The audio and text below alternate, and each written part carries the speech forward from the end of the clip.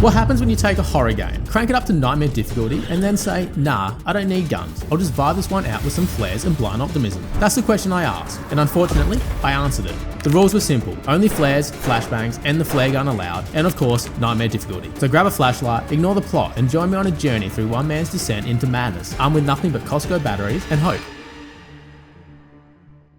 Right out of the gate, Alan's flooring it around cliffs like he's late for his own therapy session. Rounding a bend, he hits a guy standing in the road like he's playing Frogger IRL. Alan jolts back to consciousness. Was it all a dream? A vision? A prequel to a midlife crisis? Who freaking knows? The plot of this game was more convoluted than a Reddit relationship thread. And speaking of things that don't make sense, Alan's goddamn certified baddie, Alice. Like, full 10 out of 10. Alan, my man, how did you pull her? This is the biggest mystery of the game. You're not that guy, pal. Trust me. You're not that guy. The plot thickens at a diner where we're supposed to get keys to our Airbnb from a guy named Carl Stuckey. But Carl's on the toilet fighting World War III, and Alan, being the impatient alpha author that he is, starts yelling through the door like, bro, give me the keys. And instead of Carl, some funeral corpse shadow lady walks out of the dark with fingers that look like bone chopsticks dipped in printer ink. Anyway, Alan and Alice drive off to Diver's Isle. Alice sets the mood, candles lit, cozy cabin. Seductively, she reveals a typewriter, like the worst kind of kink ever. No, God! Alan gets mad, like full-on toddler tantrum. Dude hasn't written anything in 2 years and it's acting like it's everyone else's fault that his creativity dipped. So he storms off in a huff, probably to scream to a tree or something, and then lights out. Oh my God! Alice screams. He rushes back in, sees Alice go full Titanic off the balcony, and dives in after her like he's Aquaman with emotional baggage. And next thing we know, Alan wakes up in his wrecked car, now the proud owner of amnesia, confusion, and damp underwear. In the distance, salvation awaits. A gas station, home to cheap snacks and cheaper jump scares. But it's also home to phones, and phones equal help. Along the way, we find a manuscript written by Alan, which would be helpful if Alan had any memory of writing it. But nah, bro just picks up pages like he's subscribed to his own fanfiction. And guess who finally flushes his way back into the story? Carl freaking Stuckey. Except he's less handyman, more hand you your own ass. Dude possessed, swinging an axe, talking in full demonic mixtape. He chases us into a shack like it's a horror movie and he's the deleted cousin from The Shining. Here's Johnny! But guess what? Plot armor activates. Alan finds a flashlight, just sitting there, conveniently. Meanwhile, I've been looking for my flashlight since 2018. So we shine light, we prepare for battle, and we die. Fast, violently, no warning. First taken encounter equals first death. We respawn, stronger, wiser, slightly more moist. And this time, we sprint around the back. We spot a chest, we open it, it contains a flare gun. Panic kicks in, a taken charges. I fire the flare gun so fast I'm not even sure if I aim or if my finger just spasmed out of fear. You picked the wrong house, fool! Hey, hey! Half a lifetime of terror jogs later, the gas station emerges, glowing like discount heaven. Never have I ever been more hyped to see flickering fluorescent lighting and 2-for-1 monster deals. Alan reaches the phone inside, finally doing something rational for once. Enter Sheriff Breaker, who's honestly just another absolute baddie in this weirdly attractive town full of nightmare creatures and MILF-tier law enforcement. That's what I'm saying. She picks us up like a confused toddler and drives us back to Cauldron Lake, where she reveals a law bomb. She tells us that Diver's Isle and the island ceased to exist in the 1970s when a volcano erupted. Flashback. We're now sitting on the couch, Alice, Alan, no shadows, no taken. There's a blackout, which means Alice is one power flicker away from moving back in with her parents. Alan tries to be comforting and explains how when he was a kid, his mum gave him this weird light switch called the clicker that stopped him from being afraid of the dark. And I'm like, bro, that's either deep lore or the dumbest story ever told. 12 seconds later. Back in the present, dude's being all aloof like, yeah, my wife's missing and shadows might be sentient, but I'm chilling. Alan Wake, more like Alan withheld.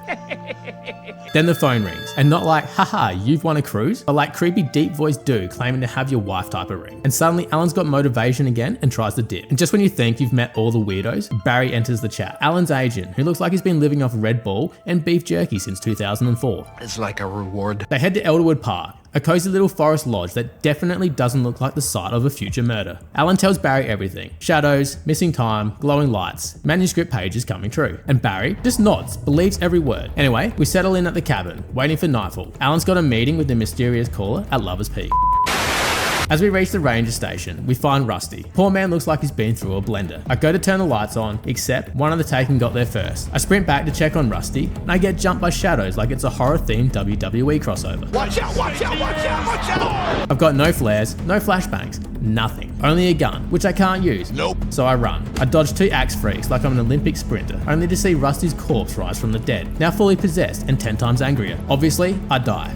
So I did. Backtrack, hit every cabin I passed earlier looking for supplies. Nothing. Just pistol ammo and pain. Literally unplayable. Then I see it. salvation, a live wire sparking by the door. If I can lure the Taken into that, then maybe I can fry a ghost. I bait one in, zap. Second one, sizzle, which just leaves Rusty. We play ring around the electrocution, dodge, weave, panic. Rusty takes the bait and walks face first into his own cremation, and down goes Demon Boy. Who needs guns when I've got environmental homicide? But then it hits me. The game says, alright sport, here's the deal. You're 200 meters away from safety. One flare, good luck. And on the first attempt, I nearly make it. Light in sight, safety ahead, and then backstab by Mr. Shadow the Hedgehog with a hatchet, right before the finish line, and something inside me breaks. What follows is a montage of failure that could legally be classified as psychological warfare. Each death feels more personal, like the Taken are learning my patterns. By death 9, I'm sweating. By death 11, I'm bargaining with God. By death 13, silence. But then, attempt 14, I sprint. Focused, determined, I dodge left, cut right, and with 2 meters to go,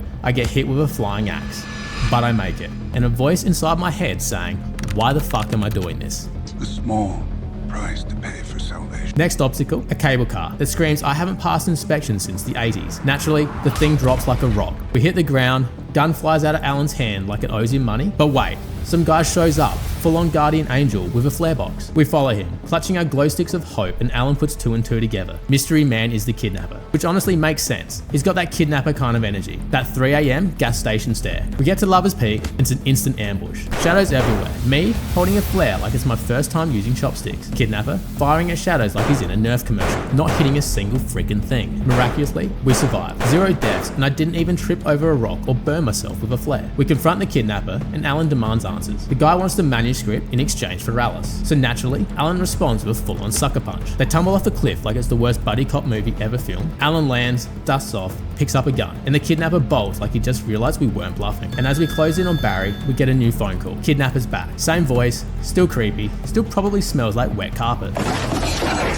He tells us to meet him at the coal mine and bring the manuscript. As we roll back to Barry's cabin, we discover it's now under full bird siege. There's hundreds of them, swarming, screeching, and yet, not a single piece of bird shit. They start dive bombing like feathered missiles, and Alan's out there on the porch like it's the 4th of July, launching flares in the sky and screaming, get off my property. Morning breaks, and the birds vanish like they had a bedtime. Barry heads out for answers, which I assume means coffee and crying, and suddenly gets a phone call from Rose. You know, Alan's biggest fan from the diner? Yeah, well now she's 10% waitress, 90% meth goblin, but she says she has the manuscript. You're goddamn right.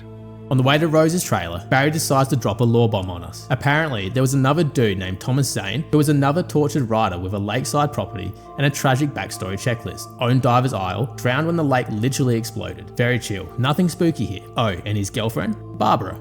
Yeah, she drowned too, a week later, and is now rumoured to be haunting the place. Honestly, this plot has more twists than a bag of pretzels. We arrive at Rose's trailer, sweet innocent Rose. She opens the door like a Stepford wife with bad Wi-Fi and even worse vibes. She offers us drinks, and next minute, they're drugged. Why? Who knows? Maybe because the plot demanded a detour through trauma. Then we get hit with a full-blown nightmare LSD moment. And surprise, turns out the ball of light we've been emotionally word vomiting to this whole time? Yeah, that's Thomas Zane, back from the dead as a literal flashlight ghost. Can't wait for that twist to make even less sense later. On the way out of the trailer park, we're greeted by Officer Nightingale, a man with the energy of someone who drinks Monster through a straw and reads conspiracy forums at 3 AM. He rolls up, sees me, and just starts shooting. No warning, no questioning, just you're Alan Wake, bang bang. Surprise, motherfucker. So now we're back in the woods, but this time, it's not shadows we're running from, it's the literal police. Ahead lies an old train bridge that screams haunted louder than my therapist. Sounds simple. It's not, because suddenly the wind picks up, objects start flying, and the shadows start chucking literal junkyard debris at my face. I try to flashlight them away, but they're coming so fast I can't even finish charging a beam before I take a rusty drum straight to the ball sack. Eventually I get across the bridge, bruised but intact. I think it's over. It's not. We enter the train yard, and that's when a bulldozer, yes, a full sentient bulldozer, wakes up like it's clocking in for work and sees me as its first assignment. I panic, full on sprint, try to outrun, but spoiler, you can't outrun a bulldozer. You just die with momentum. Second attempt, I play smart, open the gate, weave between crates, duck, roll, and dive into a nearby car. We finally reach the coal mine. Obviously the kidnapper doesn't show, but he does hit us with another phone call because this man refuses to do anything in person. He's basically a toxic ex with a Verizon plan. So it's back through the train yard we go. I've got a bad feeling about this. And this section, brutal. I've got one flashbang and like 4 dudes with axes and repressed childhood issues. To progress, I need them all dead. So what do? I play Ring Around the Rosie Shadow Edition, just full on sprinting around the yard, trying to group them like a twisted game of kindergarten dodgeball. I die, a lot. Then I get cornered. Shadow dude on the left, shadow dude on the right. I throw the flashbang, close my eyes and pray. And just like that, they're all gone. Every single one. We push forward, next, a field, full of Taken, like a dozen of them, and I have nothing. No flares, no flashbangs, just dodging skills and a slowly cracking spirit. We get close a couple of times, like I could smell the light and feel its warmth on my broken soul. But nope, 16 attempts. Eventually, I make it and slam the power switch.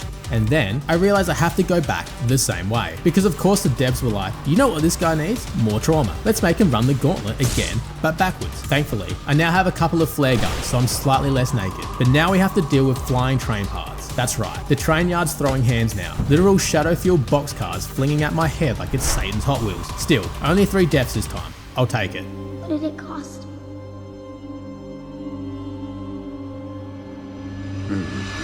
We finally confront the kidnapper, expecting a climatic showdown. But nope, he's busy curled up having his scheduled mental breakdown. But before we can even interrogate this man baby, a tornado just yoinks him straight into the sky like this is the Wizard of Oz Shadow Edition. Alan barely has time to scream before the tornado's like, you too, sunshine. Off he goes, into the water, and just before he passes out, Alan sees a hand reaching towards him, probably Death. Possibly Alice, who even knows anymore. We wake up in what appears to be the world's worst retirement home. And who greets us? Dr. Hartman, that smug, pretentious, definitely punched last time we met flog. No, slightly crooked, ego is still somewhat intact. We run into the Anderson brothers, who look like Viking bikers and sound like they haven't stopped screaming since 1972. They used to be rock stars, back when music had soul and their livers still functioned. One of them hands Alan a manuscript page. The other starts calling him Thomas Zane, like he's been possessed by plot foreshadowing. We're told to go to their farm, where we'll find answers to our questions. Suddenly, storm outside, and the Andersons KO a nurse with a hammer. Just casual violence. And we're like, bet. Alan nabs the keys, sneaks off, and heads to Hartman's office. And who do we find locked inside? Barry, still in his discount coat, still looking like a raccoon who just found free caffeine. Apparently, Hartman shoved him in there to stop him from interfering. Anyway, we free Barry, then Hartman shows up again, all huffy like, Alan, you can't be here. But before Alan can hit him with another knuckle sandwich, shadows slam into the building like a paranormal SWAT team. Lights flicker, screams begin, and Alan bolts, leaves Hartman right where he is, and I swear on my flare gun, Alan smirked. Just the tiniest oops grin as Hartman screamed like a little girl. Oh shit, here we go again. Which leaves us in the clinic alone, as it's officially gone poltergeist IKEA. Chairs flying, lamps attacking, haunted ottomans just vibing with murder energy, and me just dodging it all like I'm in a zero-budget horror Cirque du Soleil. Eventually, I run into Barry, locked behind a gate, but he does toss me a flashlight. We dive into the maze, fully prepared for death, regret, or both. We run into more shadow dudes, obviously. They're everywhere, like trauma in therapy flashbacks. Eventually, we get back to Barry, and guess what? He's still locked behind another gate, like this man is allergic to functional doorways or something. This leaves me alone, surrounded by shadows, and all I've got is a handful of flares and a heavy-duty flashlight with emotional support beam. Barry's fumbling with the keys like he's trying to defuse a bomb while drunk. I swear he's trying to get Alan killed, and with my flares running out and my sanity teetering, the gate finally swings open and I barrel roll through like I just escaped a cutscene. We head to the Anderson farm, or at least try to, because then the shadows start dropping boulders from the sky like we pissed off some ancient god of landscaping. And Barry has the reaction speed of a soggy Pop-Tart.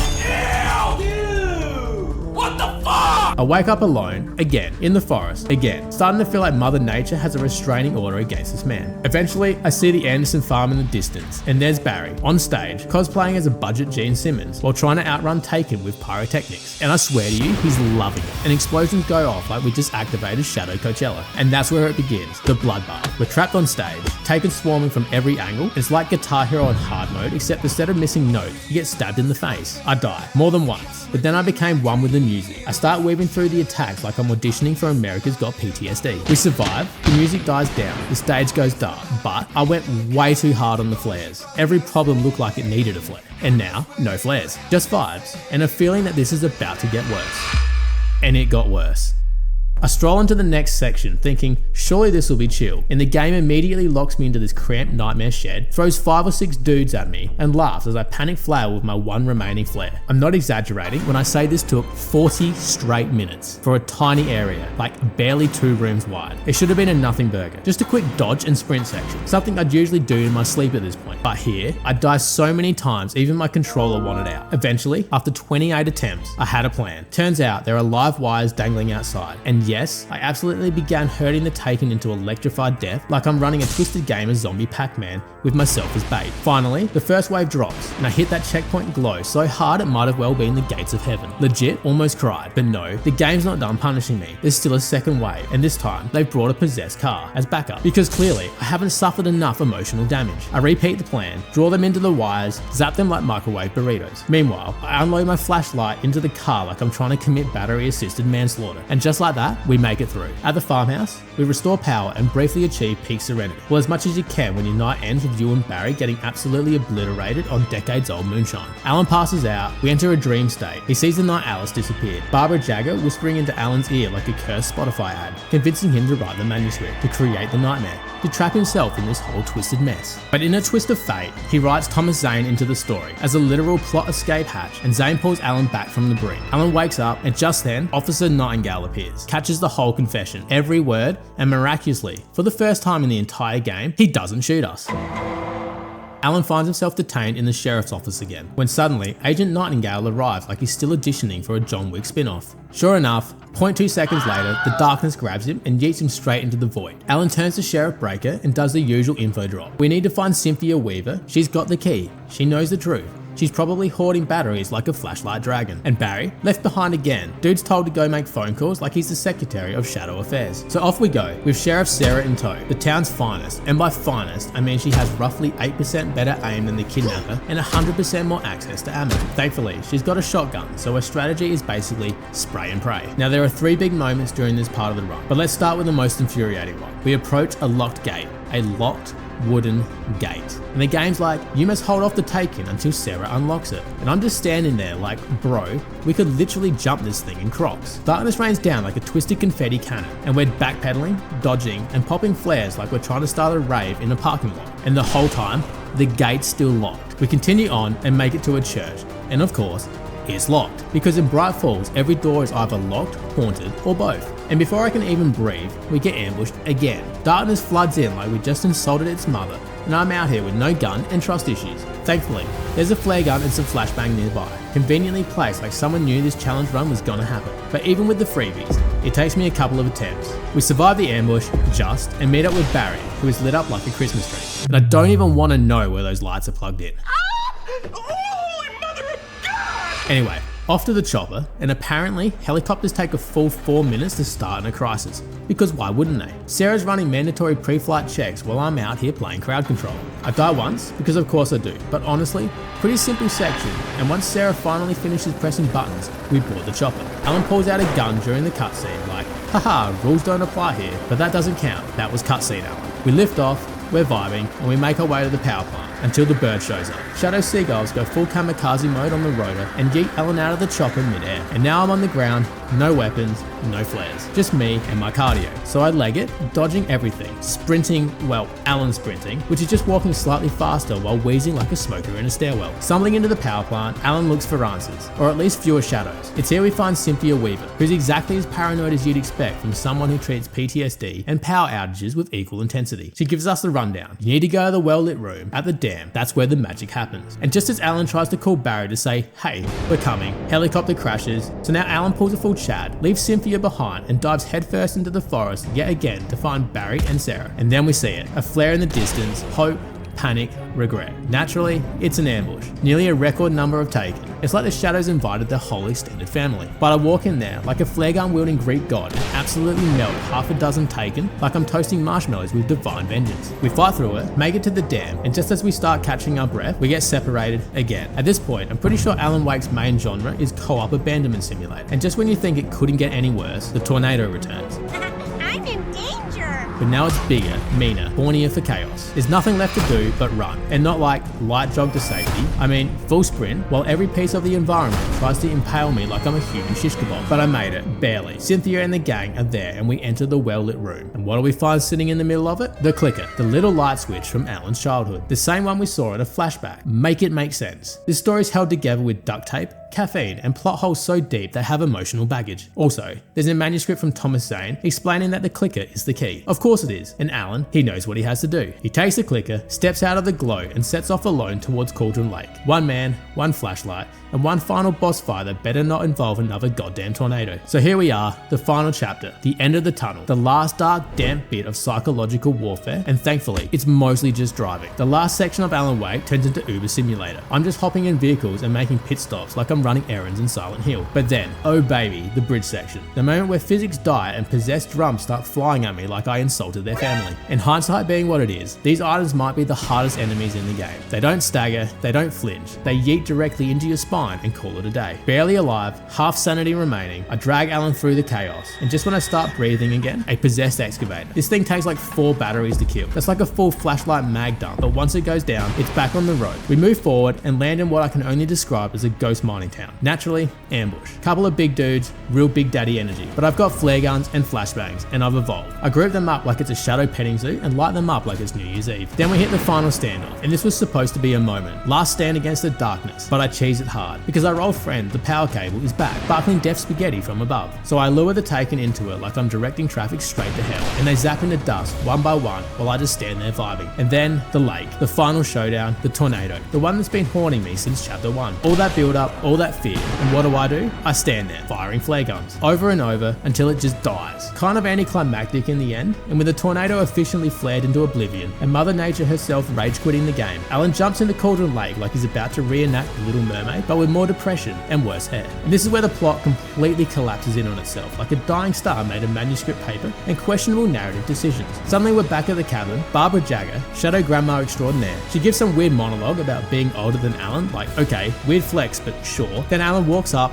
and clicks the clicker right into her soul, and we get a beautiful light explosion. Barbara disintegrates, like she just got hit with a spiritual tax audit and can't produce receipts. We head upstairs, and this is where Alan finishes the manuscript and writes himself out of the story, as in literally sacrifices himself to save Alice. And Alice, she climbs out of the lake, alive. So can you beat Alan Wake on Nightmare without pulling the trigger? Technically yes. Emotionally, please for your own sake don't. There were moments where I genuinely didn't think I'd finish this, where 20 deaths in the same forest made me question if this was even possible. But we stuck it out, we adapted, we dodged, we survived. And now that it's done, I can confidently say that this was one of the most painful challenges I've ever attempted. If you enjoyed seeing me suffer and you want to see a challenge that broke me just as much, check out one of my platinum trophy runs. They're on screen now. Trust me, the pain continues. Anyway, thanks for watching. Ciao Bella.